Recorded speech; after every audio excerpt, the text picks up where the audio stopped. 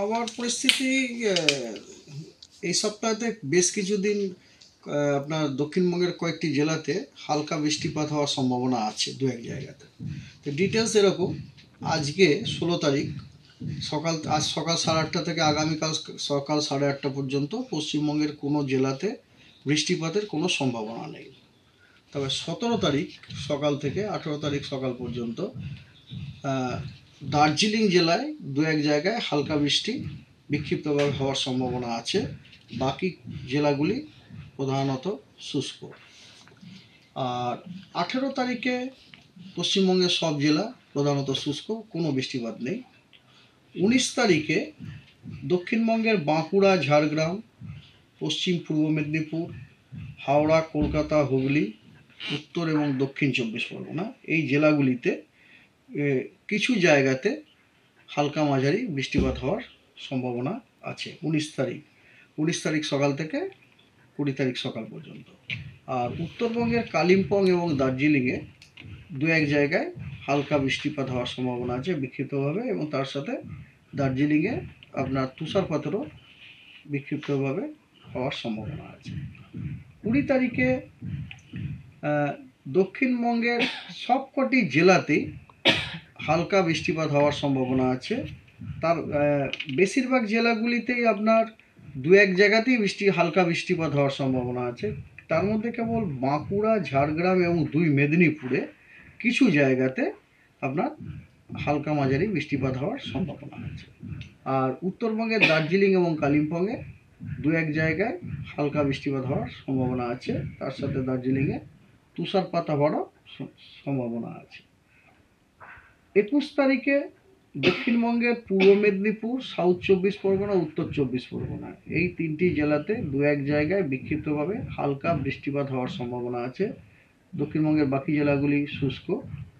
আর উত্তরবঙ্গের ওই দার্জিলিং এবং কালিম্পং এই 2টি জেলাতেই বিক্ষিপ্তভাবে দু এক জায়গাতে হালকা বৃষ্টিপাত হওয়ার সম্ভাবনা আছে, এবং তার সাথে দার্জিলিংয়ে তুষারপাতেরও সম্ভাবনা আছে। 22 তারিখে দক্ষিণবঙ্গের সবকটি জেলাতেই দু এক জায়গায় বিক্ষিপ্তভাবে হালকা বৃষ্টিপাত হওয়ার সম্ভাবনা রয়েছে, এবং উত্তরবঙ্গের দার্জিলিং এবং কালিম্পং এই 2 জেলাতে হালকা বৃষ্টিপাত হওয়ার সম্ভাবনা আছে বিক্ষিপ্তভাবে দু এক জায়গায়। দার্জিলিংয়ে তুষারপাত হওয়ারও সম্ভাবনা আছে। বাকি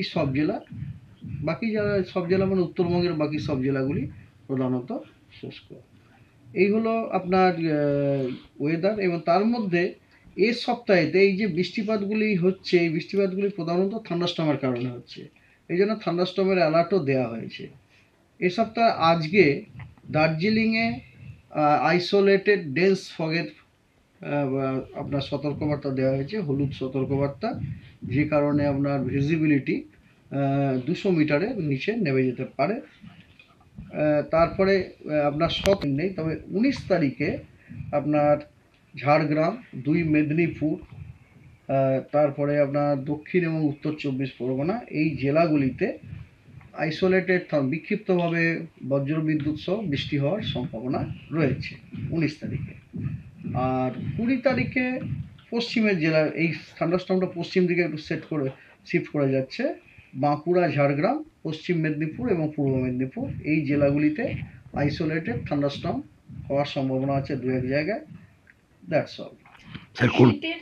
শীতের যে আমেজটা এখনো পর্যন্ত, এখন তো ট্রানজিশন পিরিয়ড, ম্যাডাম, এই যখন এই সময়টাতে একটু থাকবে। মানে দেখুন, অফিসিয়ালি এখনো পর্যন্ত তো উইন্টার সিজন আমাদের শেষ হয়নি। অফিসিয়ালি এখনো উইন্টার সিজন ফেব্রুয়ারি মাস চলছে। তো we have to wait till March. তার আগে পর্যন্ত এরকম থাকবে। কারণ মিনিমাম টেম্পারেচারের যে ফোরকাস্ট, সেটা হচ্ছে যে মিনিমাম টেম্পারেচার এখন অলরেডি দেখতে পেয়েছে মিনিমাম টেম্পারেচার একটুখানি বাড়ার দিকে চলে এসছে আর কি।